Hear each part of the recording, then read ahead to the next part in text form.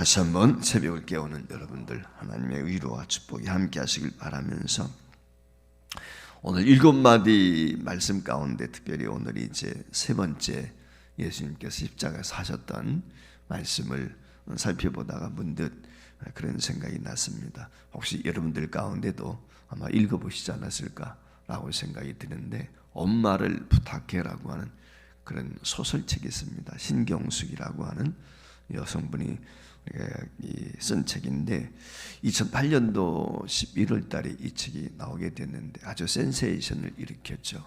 한 1년 만에 약 100만 부 이상 그때 당시에 한국에서 초판이 되었을 때 팔리게 되었고, 이 책이 유명하다 보니까 미국에까지 진출을 해서 아마존이라고 하는 유명한 서점이 있는데 그 베스트셀러 20위권에 진입을 해가지고 수주 동안 전 세계적으로도 팔렸습니다. 그래서 영국에서 주관하는 부커상이라고 하는 것이 있는데 영국의 일종의 문학상이라고, 이 뭡니까? 노벨 문학상과 같은 그런 아주 큰 규모가 있는, 권위가 있는 상인데, 그것을 주관하는 그 회사에서, 그러니까 그 부커상을 주관하는 후원하고 하는 그 회사에서 당시 이제 이 아시아권에 있는 사람들, 그 아시아인들 가운데에서 그 가장 이제 뛰어난 작품 활동을 하는 사람들에게 주는 그 작품상까지 받을 정도로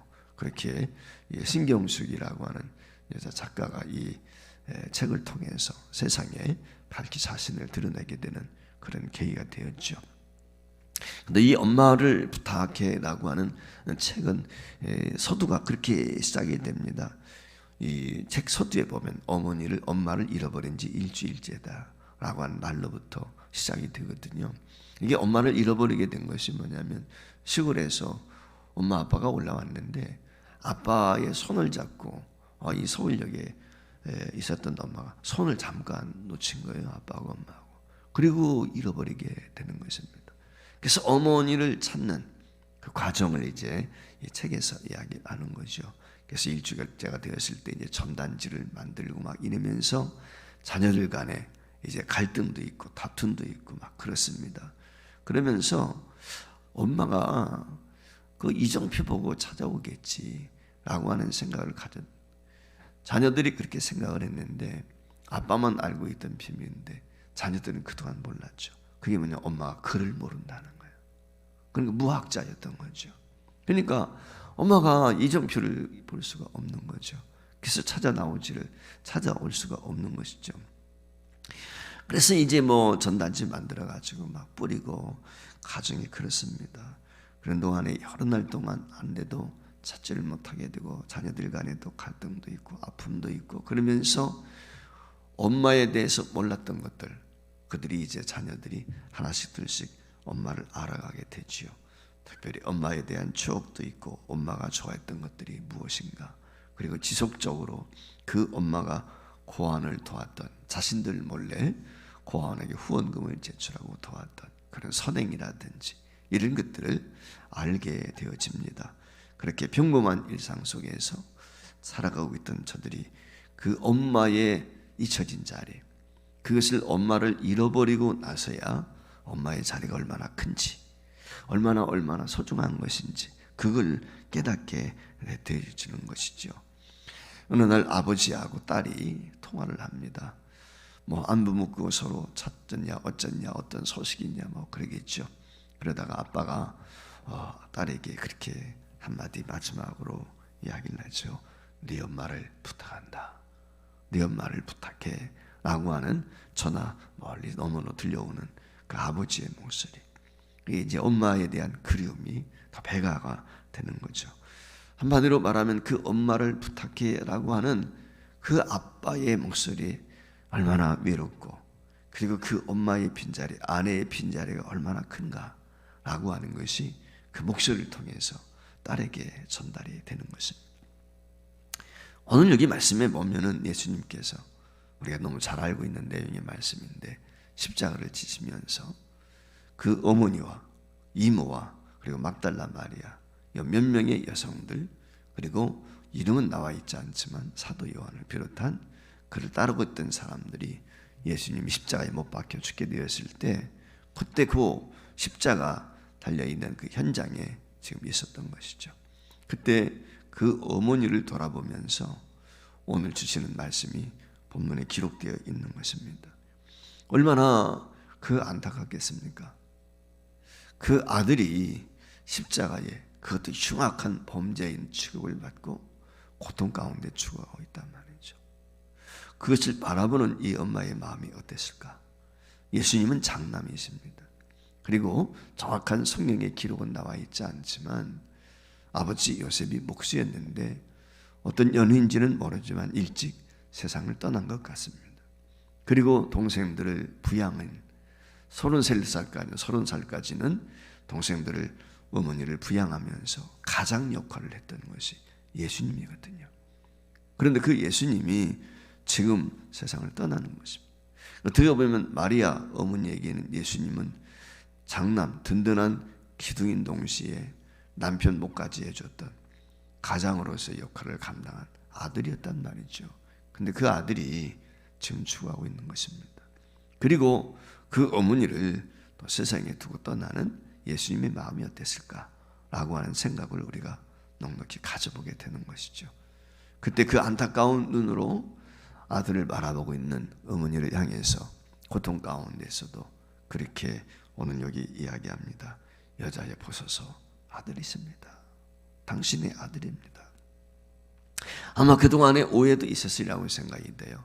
왜냐하면 가족들이 예수님에 대한 소문을 듣고 이상하다 뭐 그런 별의별 얘기들이 다 들렸거든요. 그래 찾아가게 되었을 때 누가 내 부모고 형제냐라고 하는 이상한 얘기도 예수님께서 하신 것처럼 세상 사람들의 관점에서 볼 때는 그랬단 말이죠. 그랬던 그 예수님에 대한 어쩌면 서운함도 있었지 않았을까라고 하는 생각도 가져볼 수 있거든요. 근데 마지막 순간에 지금 함께하고 있는 것이죠.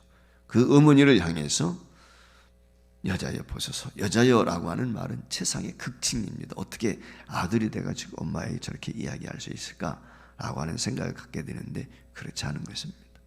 우리가 흔히 이제 당신이란 말 쓸 때도 있죠. 그것을 비하하는 것처럼 생각이 드는데 사실은 그렇지 않습니다. 종칭어 중에 하나입니다.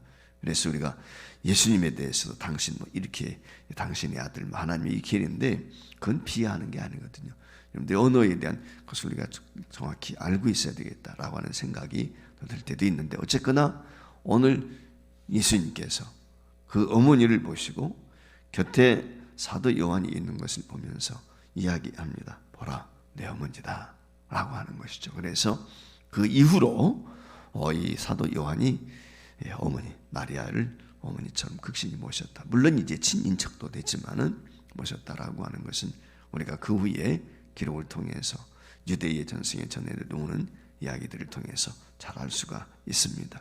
성지 탐방을 하게 되었을 때 마리아의 교회도 가본 적이 있었는데 지금이야 물론 관광지로서 이렇게 개발을 해서 그렇지만은 그때 당시는 어땠을까라고 하는 생각을 한번 가져본 적이 있습니다.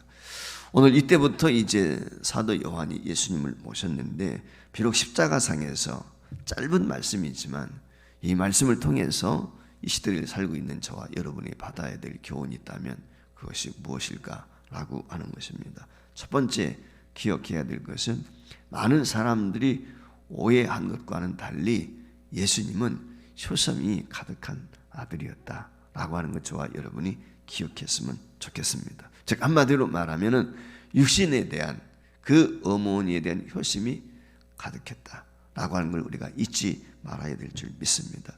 흔히 우리가 생각할 때는 예수님은 부모나 형제에 대해서 등한히 했던 것이 아닌가 이런 생각을 갖게 되는데 절대 그렇지 않습니다. 예수님은 어려서부터 부모님에게 철저히 순종을 했습니다. 누가복음 2장 51절 말씀에 보면은 예수께서 한 가지로 내려가사 나사렛에 이르러 순종하여 받으시더라라고 기록이 되어 있어요. 예루살렘 율례와 법도를 진행하기 위해서 성전에 올라가서 성인식도 하고 그리고 도중에 잃어버리는 일도 있었지 않았습니까?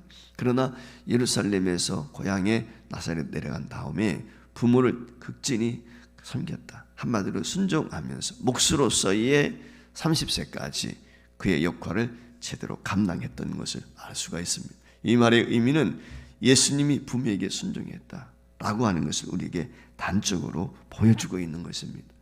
그러니 오늘 십자가에서 이제 숨이 끊어져 가고 있는 그 상황 속에 자신을 바라보고 있는 이 어머니를 생각할 때 그 예수님의 마음이 어땠을까라고 하는 생각을 갖게 되고, 비록 하나님이시지만 육체적으로 인간인 예수님께서는 육적인 부모에 대한 이런 걱정, 근심이 동시에 있었을 것이다 라고 하는 것을 인간적인 측면에서 우리가 지울 수가 없는 것입니다.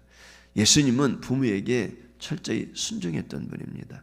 여러분 아시는 것처럼 예수님께서 공생활을 시작하시게 될 때 첫 번째 이적이 요한복음 2장에 나오는 가나의 혼인잔치입니다. 그 가나의 혼인잔치에 예수님과 그의 어머니 마리아를 비롯해서 제자들이 함께 참석을 했을 때 어떤 연유로 혼인잔치에 참여인들은 자세히 알 수가 없지만은 포도주가 떨어졌다는 소식을 듣게 되었을 때 이 마리아가 예수님께 이야기하죠. 야, 예수야, 이 잔치집에 지금 한참 잔치하고 손님들이 들어오고 있는데 포도주가 떨어졌대 라고 하는 얘기를 전했어요. 아마 그 예수님의 어머님이 그 잔치집에 포도주가 떨어졌다는 소식까지 알 정도였다면 가깝게 지낸 이웃이었던지 아니면 친인척이 아니었을까라고 하는 생각을 유추해 볼 수가 있어요. 그러니까 걱정되는 마음에서 예수님께 부탁을 하죠. 그때 여러분 잘 아시는 것처럼 요한복음 2장 4절 말씀에 보면 여자여 나와 무슨 상관이 있습니까? 거기 말씀에도 보면 여자여 그러거든요. 그러니까 어머니에 대한 극존칭의 여자여 나와 무슨 상관이 있습니까? 어떻게 보면 거절하는 것 같아요. 아직 예수님의 때가 안 됐다는 거예요, 본인이. 그러나 예수님이 여자여 나와 무슨 상관이 있습니까? 라고 이야기했지만 결국은 예수님이 어떻게 하셨어요? 그 어머니 요청에 따랐습니다. 어머니가 부탁한 걸 거절하는 것처럼 우리가 느낄 수 있지만 그렇지 아니하고 여러분 아시는 것처럼 손발을 닦는 손님들이 들어오게 될 때 예절로 손발을 닦도록 준비한 항아리, 물 항아리 6개가 있었지 않습니까? 근데 그 종들에게 뭐라고 그랬어요? 저 항아리에 물을 채우란 말이죠. 물이 다 빈 거지요. 손님들이 들어와서 이제 손발을 닦았으니까 그 항아리에 물을 채우고 떠다주게 되었을 때 포도주가 되는 놀라운 변화를 경험하게 되지 않습니까? 한마디로 말하면 예수님은 철저하게 어머님에게 순종했다 라고 하는 걸 단적으로 우리에게 보여주는 것입니다. 그러니까 예수님께서 부모님에게 대한 생각, 예수님께서 부모님에 대한 어떤 태도를 가지고 있었는가 라고 하는 것을 우리에게 단적으로 보여주는 것입니다. 오늘 본문 말씀을 통해서도 이 점을 우리가 깨닫게 됩니다. 특별히 두 번째 기억할 것 중에 하나가 있는데 그것은 뭐냐면 부모님을 잘 공경해야 된다는 것입니다. 성경은 부모 공경에 대해서 우리에게 누누이 강조하고 있습니다. 특별히 부모 공경은 하나님께서 우리에게 약속이 있는 첫 계명으로 주실 정도로 부모를 공경하라 라고 하는 것을 말씀을 하고 있어요. 그러니까 하나님을 아무리 잘 믿는다 이야기하면서도 부모 말씀을 거역하고 부모에게 순종하지 않는 것은, 즉 부모를 공경하지 않는 것은, 예수님도 그런 말씀을 하셨어요. 눈에 보이는 부모도 공경하지 못하면서 어떻게 보이지 않는 영적인 부모인 하나님을 제대로 섬길 수 있겠습니까? 굉장히 중요한 거거든요. 그렇기 때문에 예수 믿는 사람들은 신불신을 떠나서 부모가 누가 되었든지 잘 모셔야 돼. 이게 성경이 우리에게 가르쳐 주는 거예요. 설령 핍박이 있을 수도 있죠. 부모들 가운데 예수 믿는 자녀들이. 그럼에도 불구하고 우리는 부모를 공경해야 됩니다. 우리가 때로는 그 신앙의 지조를 지키기 위해서 부모 말씀에 순종하지 못할 수 있지만 그럼에도 불구하고 공경하는 마음은 잊지 말아야 됩니다. 우리의 출생, 내 시초가 누구서부터 시작이 됩니까? 부모거든요. 부모님이 잘 낳거나 못 낳거나 부모님으로부터 시작이 되는 이 점을 우리가 잊지 말아요. 예수님 당시에도 예수님께서 아주 불쾌하게 여기셨던 것이 있습니다. 그것이 무엇입니까? 부모를 공경해야 되는데 부모에게 공경할 것을 하나님 앞에 드렸다는 말, 그것을 고르반이라고 하는 것입니다. 그런데 이 고르반 제도를 이용해 가지고 실상은 하나님 앞에도 드리지 않았어요. 그러면서 부모를 공경하지 않는 거예요. 왜 너 부모 공경하지 않느냐라고 하니까 하는 말, 내 하나님 앞에 드려서 고르반해서 라고 하면서 부모님을 제대로 책임지지 않는 그런 아주 패역한 자녀들이 있었단 말이죠. 그 점에 대해서 예수님께서 책망을 하셨습니다. 주님이 말씀을 하셨어요. 고르반하면서 하나님의 앞에 드리게 되었다고 핑계하는 것, 이거 부모를 공경하지 않는 죄다. 부모를 공경하지 않는 것을 범죄로 예수님이 말씀을 하셨어요. 그렇기 때문에 오늘 우리는 부모님을 공경해야 돼. 부모가 잘났던 못났던, 내게 잘해주었던 못해주었던 이유를 떠나서 우리 기독교인들은 이 고난주간에 예수님께서 그 십자가상에서 정말 피를 쏟고 물을 쏟으시고 죽어가는 순간에도 그 어머니를 기억하고 어머니를 사도 요한 제자에게 부탁했던 것처럼 저와 여러분이 하나님께서 어쩌면 우리에게 그 어머님을 부탁했자라고 하는 마음을 가지고 최선을 다해서 공경해야 되리라고 믿습니다. 요즘에 보면은 장수시대가 되었습니다. 제 친구 목사님도 10년째 어머님이 90이 넘으셨어요. 요양원에 계신데 이제는 그 뭐라 그럴까 건망증인지 아니면 이게 뭡니까 치매 증상도 있고 얼마나 힘들겠습니까?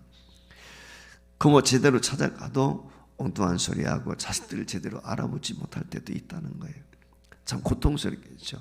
여행에 그러시니까 자녀들 입장에서는 어떻게 보면은 비용만 대드리면 끝나는 것인지 모르겠지만은 그 여행으로 계신 어머님은 어떠실까라고 생각할 때 참 마음이 자식으로서 짠하리라고 생각이 드는데 오늘날 장수시대에 어려움들이 많이 있지요.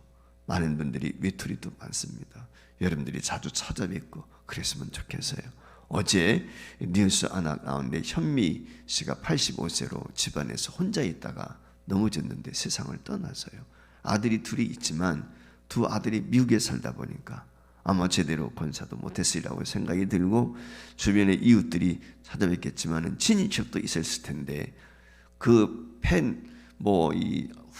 팬이라고 그러죠. 그 팬 회장인가 그 클럽 회장이 방문했다가 연락이 안 돼가지고 찾아가니까 집안에 쓰러졌는데 이미 세상을 떠난 것이죠. 어떻게 세상을 떠났는지는 자세히 알 수 없지만 우리가 어르신들 우리 주변에 많습니다.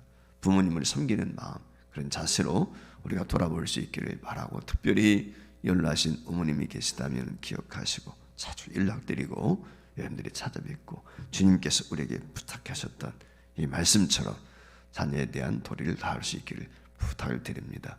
자녀에 대한 도리를 다하게 될 때 하나님께서 그 자녀 손들을 결코 그냥 두지 않습니다. 후손을 축복하시는 것 기억하시고 우리 주님의 효성을 본받아 저와 여러분도 효도를 다할 수 있기를 주의 이름으로 부탁을 드립니다.